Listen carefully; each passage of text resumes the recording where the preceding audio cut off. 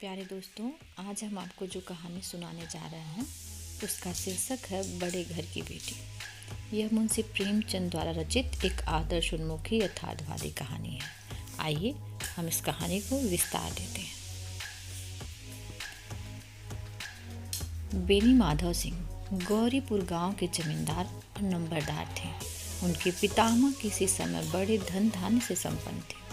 गांव का पक्का तालाब और मंदिर, जिनकी अब मरम्मत भी मुश्किल थी, उन्हीं के कीर्ति स्तंभ थे। कहते हैं इस दरवाजे पर हाथी झूमता था। अब उसकी जगह एक बूढ़ी भैंस थी जिसके शरीर में अस्थि पंजर के सिवा और कुछ शेष न रहा था, पर दूध शायद बहुत देती थी, क्योंकि एक न एक आदमी हाड़ी लिए उसके सिर पर सवार ही रहता था। बेनी माधव सिंह अपनी आधी से अधिक संपत्ति वकीलों को भेंट दे चुके थे। उनकी वर्तमान आय 1000 रुपये वार्षिक से अधिक न थी। ठाकुर साहब के 2 बेटे थे। बड़े का नाम श्रीकंठ सिंह था। उसने बहुत दिनों के परिश्रम और उद्योग के बाद बीए की डिग्री प्राप्त की थी। अब एक दफ्तर में नौकर था। छोटा लड़के का नाम था लाल बिहारी सिंह। दोहरे बदन का था, सजीला जवान था, भरा हुआ मुखड़ा, चौड़ी छाती, भैंस का 2 सिर ताज़ा दूध वह उठकर सवेरे पी जाता था। श्रीकंठ सिंह की दशा बिल्कुल विपरीत थी। इन नेत्रप्रिय गुणों को उन्होंने बीए इन्हीं 2 अक्षरों पर न्यौछावर कर दिया था। इन 2 अक्षरों ने उनके शरीर को निर्बल और चेहरे को कांतिहीन बना दिया था। इसी से वैदिक ग्रंथों पर उनका विशेष प्रेम था। आयुर्वेदिक औषधियों पर उनका अधिक विश्वास था। शाम सवेरे से उनके कमरे से प्रायः सरल की सुरीली कड़ मधुर ध्वनियाँ सुनाई दिया करती थी। लाहौर और कलकत्ते के वैद्यों से पढ़ी लिखी बड़ी बर रही थी। श्रीकंठ इस अंग्रेजी डिग्री के अधिपति होने पर भी अंग्रेजी सामाजिक प्रथाओं के विशेष प्रेमी न थे, बल्कि वह बहुधा बड़े जोर से उसकी निंदा और तिरस्कार किया करते थे। इसी से गांव में उनका बड़ा सम्मान था। दशहरे के दिन में वह बड़े उत्साह से रामलीला में सम्मिलित होते और स्वयं किसी न किसी पात्र का पार्ट लेते थे। गौरीपुर में रामलीला के वही जन्मदाता थे। प्राचीन हिंदू सभ्यता का गुणगान उनकी धार्मिकता का प्रधान अंग था। सम्मिलित कुटुंब के तो वह एकमात्र उपासक थे।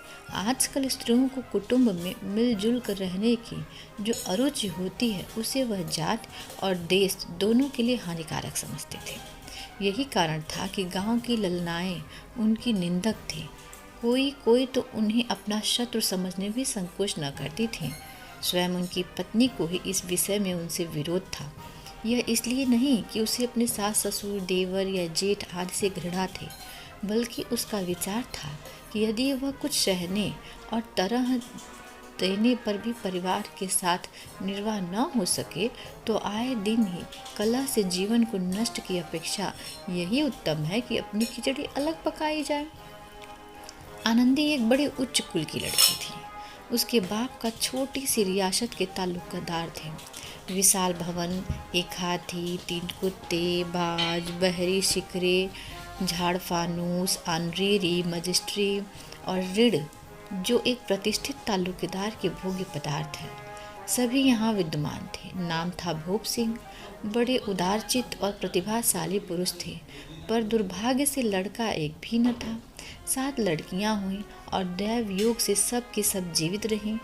पहली उमंग में तो उन्होंने 3 ब्याह दिए। ब्याह दिल खोल कर किए, पर 15-20 हजार रुपयों का कर्ज सिर पर हो गया तो आंखें खुली, हाथ समेट लिया। आनंदी चौथी लड़की थी। वह अपनी सब बहनों से अधिक रूपवती और गुणवती थी। इससे ठाकुर भूप सिंह उसे बहुत प्यार करते थे। सुंदर संतान को कदाचित उसके माता पिता भी अधिक चाहते हैं। ठाकुर साहब बड़े धर्म संकट में थे कि इसका विवाह कहाँ करें। न तो यही चाहते थे कि ऋण का बोझ पड़े, और ना ही ये स्वीकार करते थे कि उसे अपने को भाग्यहीन समझना पड़े। एक दिन श्रीकंठ उनके पास किसी चंदे का रुपया मांगने आया। शायद नागरी प्रचार का चंदा था। भूप सिंह उनके स्वभाव पर रीझ गए और धूमधाम से श्रीकंठ सिंह का आनंदी के साथ ब्याह हो गया। आनंदी अपने नए घर में आई तो यहाँ का रंग ढंग कुछ और ही देखा। जिस टिम टाम की उसे बचपन से ही आदत पड़ी हुई थी वह यहाँ नाम मात्र को भी न थी। हाथी घोड़ों का तो यहाँ क्या कहना ही क्या, कोई सजी हुई सुंदर बहली तक न थी। रेशम स्लीपर साथ लाई थी यहाँ बाग कहाँ, मकान में खिड़कियाँ तक न थीं, न जमीन पर फर्श न दीवार पर तस्वीरें। यह एक सीधा सादा देहाती गृहस्थ का मकान था। किंतु आनंदी ने थोड़े ही दिनों में अपने को इस नई अवस्था के ऐसा अनुकूल बना लिया मानो उसने विलास के सामान को कभी देखा ही न था। एक दिन दोपहर के समय लाल बिहारी सिंह 2 चिड़िया लिए हुए और भावत से बोला, जल्दी से पका। लाल बिहारी सिंह यानी श्रीकंठ का छोटा भाई और इसका देवर बोला कि जल्दी से 2 चिड़िया पका दो, मुझे भूख लगी है। आनंदी भोजन बनाकर उसकी राह देख रही थी। अब वह नया व्यंजन बनाने बैठी। हांडी में देखा तो घी पाव भर से अधिक न था। बड़े घर की बेटी किफायत क्या जाने, उसने सब घी मांस में डाल दिया। लाल बिहारी खाने बैठा तो दाल में घी न था। बोला, दाल में घी क्यों नहीं छोड़ा? आनंदी ने कहा, घी सब मांस में पड़ गया। लाल बिहारी जोर से बोला, अभी परसों ही लाया है, इतना जल्द उठ गया? आनंदी ने उत्तर दिया, आज तो कुल पाव भर रहा होगा, वह सब मैंने मांस में डाल दिया। जिस तरह सूखी लकड़ी जल्दी से जल उठती है, उसी तरह क्षुधा से बावला मनुष्य जरा जरा से बात पर तिनक जाता है। लाल बिहारी को भावज की यह ढिठाई बहुत बुरी मालूम हुई। तिनक कर बोला, मैके में तो चाहे घी की नदी बहती हो, स्त्री गालियाँ सह लेती हैं, मार भी सह लेती हैं, पर मैके की निंदा उससे कभी नहीं सही जाती। आनंदी मुंह फेर कर बोली, हाथी मरा भी तो 9 लाख का, वहाँ इतना घी नित्य नाई कहार खा जाते हैं। लाल बिहारी जल गया, थाली उठाकर पटक दी और बोला, जी चाहता है जी पकड़ कर खींच लूँ। आनंदी को भी क्रोध आ गया, मुंह लाल हो गया। बोली, वह होते तो आज इसका मजा चखाते। अब अप्पड़ उज्जड़ ठाकुर से न रहा गया। उसकी स्त्री एक साधारण जमींदार की बेटी थी। जब जी चाहता उस पर हाथ साफ कर लिया करता था। खड़ा उठाकर आनंदी की ओर जोर से फेंकी और बोला, जिसके गुमान पर फूली हुई हो उसे भी देखूंगा और तुम्हें भी। आनंदी ने हाथ से खड़ाव रोकी, सिर बच गया, पर उंगली में बड़ी चोट आई। क्रोध के मारे हवा से हिलते पत्ते की भांति कांपती हुई अपने कमरे में आकर खड़ी हो गई। स्त्री का बल और साहस, मान और मर्यादा पति तक है। उसे अपने पति के ही बल और पुरुषत्व पर घमंड होता है। आनंदी खून का घूंट पीकर रह गई। श्रीकंठ सिंह शनिवार को घर आया करते थे। बृहस्पति को यह घटना हुई थी। 2 दिन तक आनंदी कोप भवन में रही, यानी गुस्से होकर अपने कमरे में थी। न कुछ खाया न पिया, उनकी बाट देखती रही। अंत में शनिवार को वह नियमानुकूल संध्या समय घर आए और बाहर बैठकर कुछ इधर उधर की बातें, कुछ देश काल संबंधी समाचार तथा कुछ नए मुकदमों आदि की चर्चा करने लगे। यह वार्तालाप 10 बजे रात तक होता रहा। गांव के भद्र पुरुषों को इन बातों में ऐसा आनंद मिलता था कि खाने पीने की भी सुध न रहती थी। श्रीकंठ को पिंड छुड़ाना मुश्किल हो जाता था। ये 2-3 घंटे आनंदी ने बड़े कष्ट से काटे। किसी तरह भोजन का समय आया, पंचायत उठी, एकांत हुआ तो लाल बिहारी ने कहा, भैया आप जरा भाभी को समझा दीजिएगा कि मुँह संभाल कर बात किया करें, नहीं तो एक दिन अनर्थ हो जाएगा। बेनी माधव सिंह ने बेटे की ओर से साक्षी दी, हाँ बहू बेटियों का यह स्वभाव अच्छा नहीं कि मर्दों के मोह लगे। लाल बिहारी, वह बड़े घर की बेटी है तो हम भी कोई कुर्मी कहाँ नहीं है? श्रीकंठ ने चिंतित स्वर से पूछा, आखिर बात क्या हुई है? लाल बिहारी ने कहा, कुछ भी नहीं, यूं ही आप उलझ पड़ी। मैके के सामने हम लोगों को कुछ समझती ही नहीं। श्रीकंठ खा पी कर आनंदी के पास गए। वह भरी बैठी थी। यह हजरत भी कुछ तीखे थे। आनंदी ने पूछा, चित्त तो प्रसन्न है?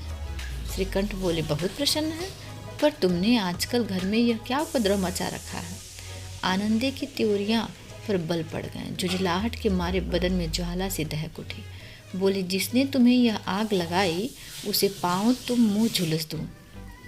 श्रीकंठ, इतनी गर्मी क्यों होती हो?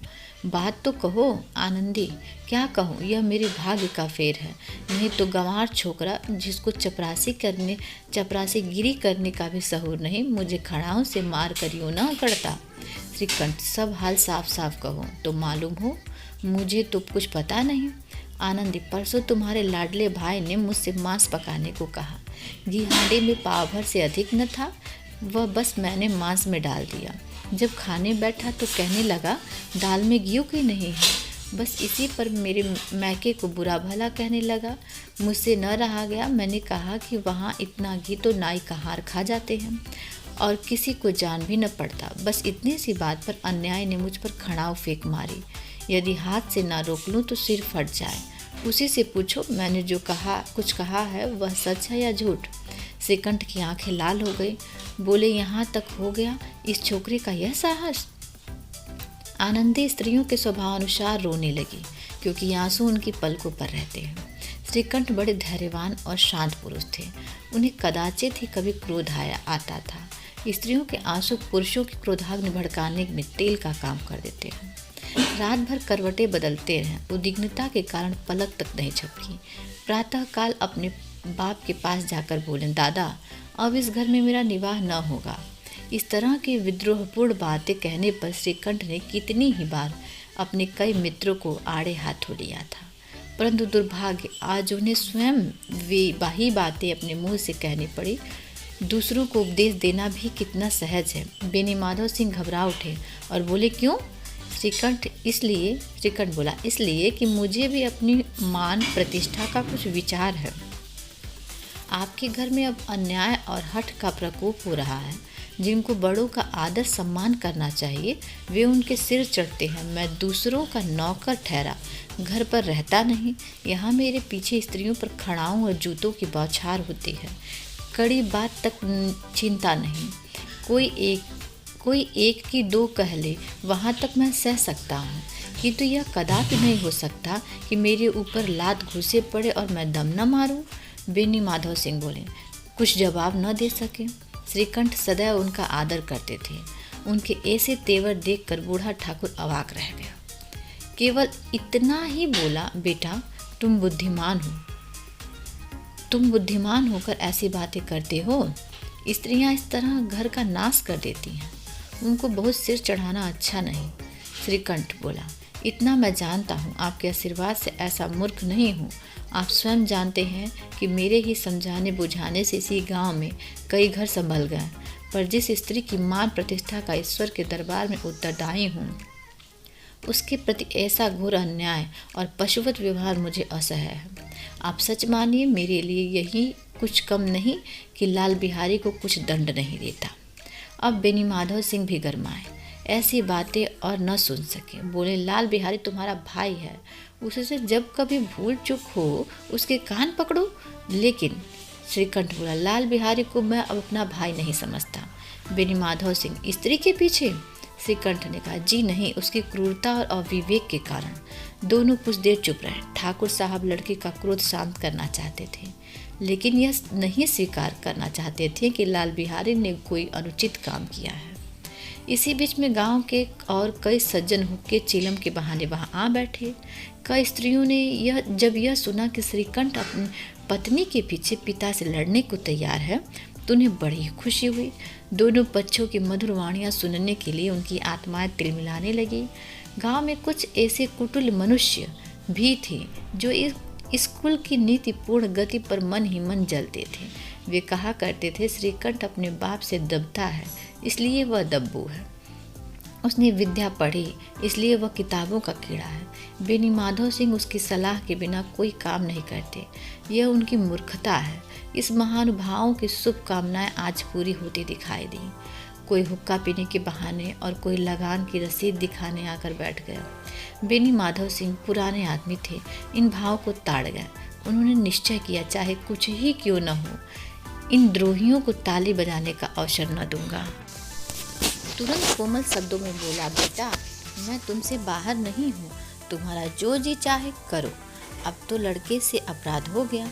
इलाहाबाद का अनुभव रहित झल्लाया हुआ ग्रेजुएट इस बात को समझ न सका।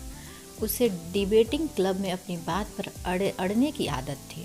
इन हथकंडों की उसे क्या खबर। बाप ने जिस मतलब से बात पढ़ी थी वह उसकी समझ में न आई। बोला, लाल बिहारी के साथ अब इस घर में नहीं रह सकता। बेनी माधव बोले, बेटा, बुद्धिमान लोग मूर्खों की बात पर ध्यान नहीं देते। वह बेसमझ लड़का है, उससे जो कुछ भूल हुई उसे तुम बड़े होकर क्षमा कर दो। श्रीकंठ बोला, उसकी इस दुष्टता को मैं कदापि नहीं सह सकता। या तो वही घर में रहेगा या तो मैं ही रहूँगा। आपको यदि वह अधिक प्यारा है तो मुझे विदा कीजिए, मैं अपना भार अपने आप संभाल लूँगा। यदि मुझे रखना चाहते हैं तो उससे कहिए जहाँ चाहे चला जाए, बस यह मेरा अंतिम निश्चय है। लाल बिहारी सिंह दरवाजे की चौखट पर चुपचाप खड़ा बड़े भाई की बातें सुन रहा था। वह उनका बहुत आदर करता था। उसे कभी इतना साहस न हुआ था कि श्रीकंठ के सामने चारपाई पर बैठ जाए, हुक्का पी ले या पान खा ले। बाप का भी वह इतना मान न करता था जितना अपने बड़े भाई श्रीकंठ का करता। श्रीकंठ का भी उस पर हार्दिक स्नेह था। अपने होश में उन्होंने कभी उससे घुड़का तक न था।